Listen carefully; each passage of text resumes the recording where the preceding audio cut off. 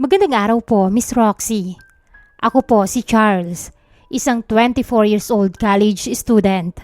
Mahilig na po akong makinig ng mga contents na gaya ng sa inyo. Sa edad kong 24 anyos, ay may karanasan na rin po ako na gusto ko sanang i-share sa inyo. May girlfriend po ako, nasa higit 5 taon na rin po kami nung nangyari ito. Trisha po ang pangalan niya. Nagkakilala kami nung high school pa lamang kami at aaminin ko na noon pa lang ay agad na akong nagkagusto sa kanya. Maganda po siya, magaling sumayaw at napaka-friendly. Hanggang sa mag-college kami ay kaming dalawa ang magkatuwang sa mga problema namin. Pero dumating po ang araw na kailangan naming magkalayo dahil lumipat po ako ng university. Noon ay pareho po kasi kaming nasa private college. Pero nung mamatay ang papa ko, ay humina po ang income ng pamilya namin, kaya kinailangan kong lumipat sa State University. Malayo po yon sa lugar namin, kaya naman nakitira na lang ako. Si Ate Kay, anak ng Tita Esther ko na malayong kamag-anak ni Mama, na matagal nang nakatira sa syudad. Isa po siyang professor na nagtuturo sa mismong university kung saan ako lumipat. May apartment siya malapit doon, kaya sa kanya na ako nakitira. Pero ate, may allowance naman po ako para sa mga pangangailangan ko. Makakapag-ambag naman po ako sa apartment, kahit yung 20% lang po ng kabuuang upa nyo. Paliwanag ko habang nag-aayos ng mga gamit. Ang kulit mo, Charles, ano? Nahihiya akong napakamot sa batok ko nang sabihin niya yon. Ganito na lang, marunong ka namang mag-drive ng motor, hindi ba? Ihatid sundo mo na lang ako papasok at pauwi. Total, sabay naman tayo madalas pumasok. Tapos kapag may mga lakad ako, ipagdadrive mo rin ako. Ayoko kasi talagang mag-drive lalo kapag nakapalda ako eh. Sige po ate, wala pong problema. Basta ang gusto ko, mag-aral ka ng mabuti ha. Ayoko ng bulakbol at ayaw ko rin ng bisita sa bahay. Po? Bakit naman po ate? Taka kong tanong. Introvert kasi ko. Para akong nalulunod kapag maraming tao lalo na kapag nasa personal space ko sila. Ganun po ba? Sige po. Wala pong problema sa akin. Para hindi makadagdag sa mga konsumisyon at pasanin ni Ate Kay sa bahay, ay sinikap kong magpakasipag sa mga gawaing bagay. Ultimo ang paglalaban ng mga damit niya ay ginagawa ko. Bagay na noong una ay ikinagagalit niya. Pero kalaunan ay wala na rin siyang nagawa dahil talagang nagpupumilit ako. Ultimo kasi sabon na gagamitin ko sa pangligo ay siya ang bumibili. Pati sa pagkain na hindi niya rin ako hinahayaan na bumili ng ulam at bigas sa labas. Mabait si Ate Kay, Miss Roxy. Gaya nga ng sabi niya ay hindi niya hinayaan na mapabayaan ko ang pag-aaral ko. Palagi niya akong pinaaalalahanan. Palagi niyang sinisiguro na nagiging maayos ang takbo ng buhay ko habang siya ang kasama ko. Isang araw, siguro dahil na rin sa sobrang pagkamis ko sa nobya ko, ay nakaligtaan kong mag-review dahil sa magdamag naming fa-video call. Nang malaman po yun ni Ate Kay, ay galit na galit siya sa akin. Yung girlfriend na yan, hindi ka matutulungan yan sa pag-aaral mo. Tingnan mo. Imbis na i-motivate na distract ka pa dahil sa kanya. Tigilan mo yan. Kung hindi nyo kayang pigilan ang mga sarili nyo, maghiwalay na lang kayo. Ate, hindi naman po sa ganun. Hindi ko kasi sinabi sa kanya na kailangan kong mag-review eh. Kung alam lang po niya na mag-review ako, hindi yun papayag na magdamag kaming mag-video call. Kahit pa. Kung ikaw ang problema, ikaw ang makipaghiwalay. Hindi mo makontrol ang sarili mo. Bakit hindi mo ko gayahin? Tiniis ko ang lahat. Hindi ako nag-boyfriend kaya ngayon, ayan, professor na ako.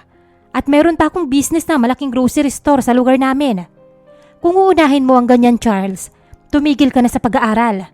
Nagsasayang lang kayo ng pera ng pamilya mo.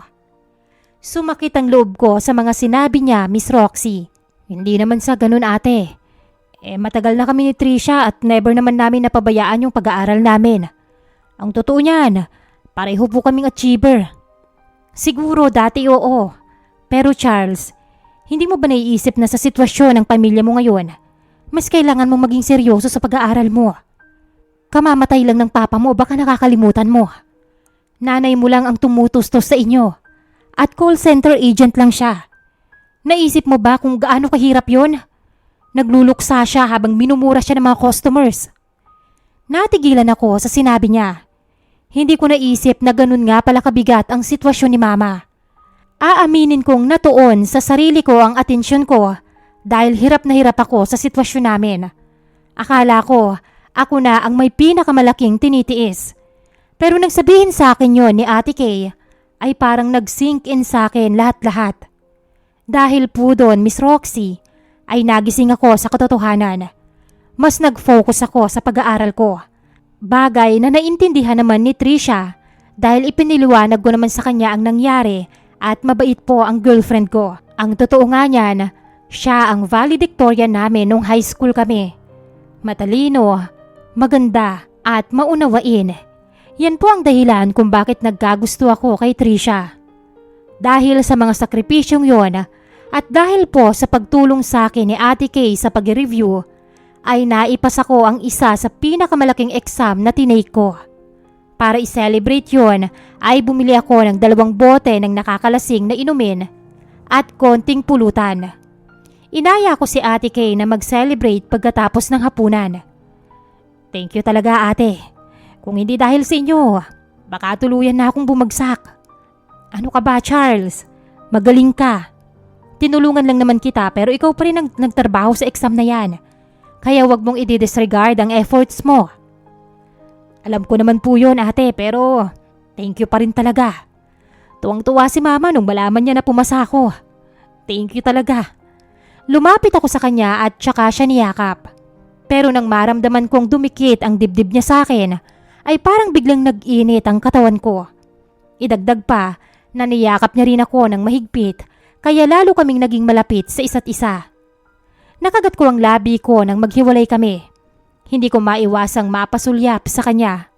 Siguro, yun po ang sinasabi ng mga karamihan na kapag ang lalaki ay nasa ganitong mga edad, ay mapusok at nilalamon pa ng kuryosidad. Hindi ko tuloy maiwasan na pagpantasyahan si Ate Kay. No boyfriend since birth po kasi siya, kaya naman hindi ko rin siya masisisi kung bakit ganun ang mga advice niya sa akin. Pero paano kaya kung maranasan niya ang mga bagay na nararanasan namin? Mas maiintindihan niya kaya ako. Sa isang beses na yakap ay nag-iba po ang tingin ko kay Ate Kay. Dahil doon ay mas naging atentibo ako sa pag-aalaga sa kanya. Kahit hindi ako marunong magluto, ay talagang inaral ko sa YouTube para malutuan ko siya kapag galing siya sa trabaho. Kung dati ay sumasabay ako pauwi sa kanya, ngayon ay sinisikap kong maglakad para lang maunahan ko siya pauwi nang sa ganon, pagdating niya ng bahay ay malinis na ang lahat at may nakahain na. Pero dahil dito, Miss Roxy, ay napabayaan ko naman ang nobya ko. Hindi na kami madalas magkausap. Wala naman po sanang problema doon. Ang totoo nga niyan ay ayos lang sa akin ang LDR. Pero Miss Roxy, bilang isang lalaki, ay may mga pangangailangan talaga na hinahanap-hanap ko pa rin. Pero hindi ko inaasahan na makukuha ko ang mga bagay na yon sa kasama kong si Ate Kay. Isang araw walang pasok noon. Masaya kaming nagkukwentuhan habang patagay-tagay ng konti. Hindi ko maiwasang mapatagal ang mga munting sulyap ko sa kanya. Maganda si Ate Kay. Kahit wala na ito sa kalendaryo, napaka-youthful pa rin ang balat. Makinis at talagang napakaputi. Meron siyang dimple sa magkabilang pisngi na siyang nagdadagdag ng atraksyon sa kanyang mukha. Salamat, ate, ha?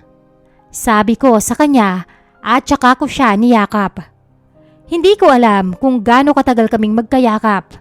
Ang alam ko lang, pareho kaming natigilan nang mapansin naming wala ni isa sa amin ang agad na bumitaw. Ate, mahina akong sambit. Unti-unti siyang lumayo at umiwas ng tingin. Sorry, nadala lang ako ng saya. Pilit niyang sinabi habang lumagok ng alak. Tumangulang ako, pero hindi ko maitatanggi sa sarili ko na may kakaiba kong naramdaman doon, Miss Roxy. Mula nung gabing yon, naging mailap si Ate Kay sa akin. Hindi na siya katulad ng dati na palaging nakikipagkwentuhan habang naghahapunan. Kapag nasa sala ako, sa kwarto lang siya. Kapag nag-aalok akong hiatid siya, simpleng tango na lang ang isinasagot niya sa akin. Hindi ko maintindihan noon kung bakit. Hanggang sa isang gabi, nadatnan ko siyang nakaupo sa balkonahe ng apartment. Tahimik siyang nakatingin sa malayong ilaw ng syudad habang may hawak na isang tasa ng kape. "Pwede ba akong makiupo, ate?" Tumango siya. Makalipas ang ilang minuto, ay siya na ang unang nagsalita. "Charles, may nobya ka, hindi ba? Mahal mo ba siya?" "Opo. Pero simula nung gabing nayakap kita, nalilito na ako." Parang natulala siya sa narinig. "Huwag mong sabihin yan. Mali yan, Charles." Hindi ko alam kung ano ang pumasok sa isip ko, pero hinawakan ko ang mga kamay niya. Pero yun yung totoo. Unti-unti niyang hinila ang kamay niya palayo. "Charles, profesor ako." "Hindi naman kita naging profesor. Mas matanda ako sa'yo. Wala akong pakialam, ate. Iba dapat ang tingin mo sa akin." Napangiti ako. Pero hindi ko kayang isipin yun. "Charles, wag mo kong pahirapan." Hindi ko napigilan ang sarili ko, Miss Roxy. Lumapit ako sa kanya. At sa unang pagkakataon, idinampi ko ang labi ko sa kanya. Napayakap siya sa akin ng mahigpit. Hindi na ako nakapagpigil pa. At doon na nga po, ang unang beses na may naganap sa amin ni Ate Kay. Opo, unang beses dahil paulit-ulit na po namin ginagawa yun. Masaya kami pero alam naming mali. Tuwing tatawag si Trisha, nakakaramdam ako ng matinding konsensya. Palagi na lang akong nagsisinungaling. Kapag sinasabi niyang miss na miss niya na ako, para akong sinasakal. Isang araw, Miss Roxy, hindi ko na yun kinaya. Nakipaghiwalay na ako ng tuluyan kay Trisha. Hindi ko sinabi ang totoong dahilan. Sinabi ko na lang sa kanya na gusto ko nang mag-focus sa pag-aaral. Lumipas pa ang mga buwan at naging espesyal ang samahan namin ni Ate Kay. Hindi namin sinabi sa kahit na kanino ang patagong relasyon namin. Ngunit hindi na namin maikakaila ang nararamdaman namin sa isa't isa. Sa loob ng apartment, masaya kaming magkasama.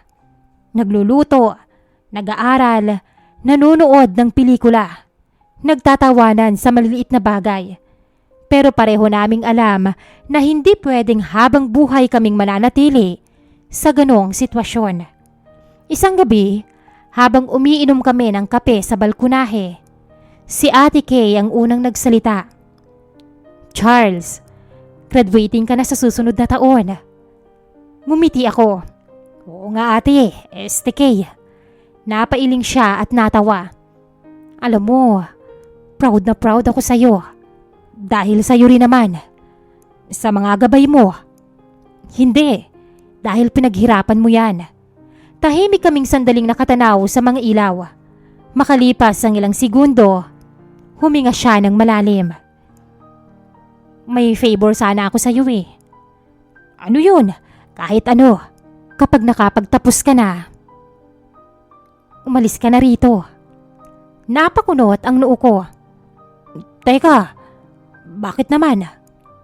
"Dahil gusto kong lumipad ka gamit ang mga sarili mong pakpak." Napangiti ako sa kanya. "Hindi mo ba ako mamimiss? Baka araw-araw pa. Bakit mo ako pinapaalis?" "Dahil ayokong dumating ang panahon na ako ang maging dahilan para hindi mo maabot ang mga pangarap mo." Tinawanan ko siya, Miss Roxy. "Profesor ka nga talaga." Tumawa din siya ng malakas. "Pero Kay, hindi ba pwedeng sabay nating abutin ang pangarap natin? Mas maganda kung unahin mo muna ang sarili mo. Bata ka pa, Charles. Marami ka pang makikilala at mararanasan." Hindi ka ba masasaktan?" "Siyempre masasaktan, pero mas magiging masaya kung makita kang successful." Napabuntong hininga ko. Sige, promise ko yan sa'yo. Magiging successful ako. Inabot niya ang kamao niya. Friends? Napatawa ko. Friends? Nag-face bump kami bago kami sabay na nagtawanan. Ngunit pagpasok namin sa loob ng bahay, isang mainit na tagpo na naman ang pinagsaluhan namin ni Ate Kay. Makalipas ang isang taon, sumapit ang graduation ko. Si Kay ang pinakamalakas pumalakpak habang tinatawag ang pangalan ko sa entablado. Pagkatapos ng seremonya, inabot niya sa akin ang isang maliit na kahon. Pagbukas ko, isang relo ang laman. Para lagi mong tandaan na bawat oras na ginugol mo rito, may natutunan ka. At para hindi ka malate sa trabaho mo balang araw. Napatawa kami pareho. Makalipas ang isang linggo, bago ako umalis ay niyakap ko siya, Miss Roxy.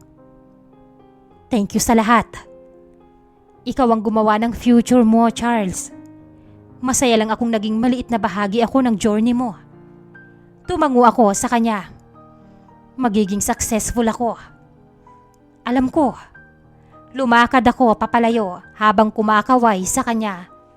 Hindi man kami nagkatuluyan, wala kaming samaan ng loob. Dahil minsan, Miss Roxy, may mga taong hindi itinadhana para maging habang buhay mong kasama. Pero sila naman ang nagtutulak sa'yo para marating ang pinakamagandang bersyon ng sarili mo. At sa totoo lang, masaya kaming nagpaalam sa isa't isa dahil pareho naming alam na ang pagtatapos ng isang kabanata ay simula rin ng mas magandang kinabukasan. Lumipas ng mabilis ang 5 taon. May maganda na akong trabaho. Bumalik ako sa dati naming apartment. Pero sabi ng ilang kapitbahay doon, lumipat na daw si Ate Kay. Maging sa universidad ay wala na rin siya. Ngumiti ako habang nakatingin sa bakanting apartment. Doon ko tuluyang naunawaan ang lahat. May mga taong darating sa buhay natin para mahalin tayo. At may mga taong kahit mahal na mahal tayo, pipiliin pa rin nilang lumayo. Hindi dahil kulang ang pagmamahal, kundi dahil mas mahalaga sa kanila ang kinabukasan natin kaysa sa sarili nilang kaligayahan. Hanggang ngayon, Miss Roxy, dala-dala ko pa rin ang alaala ni Ate Kay. Hindi bilang babaeng naging lihim kong pag-ibig, kundi bilang taong nagturo sa akin na ang tunay na pagmamahal ay hindi lang puro o marunong magmahal. Marunong din dapat itong magparaya. Kapag yun ang makakabuti sa taong pinakamamahal natin. Hanggang dito na lamang po at lubos na nagpapasalamat, Charles.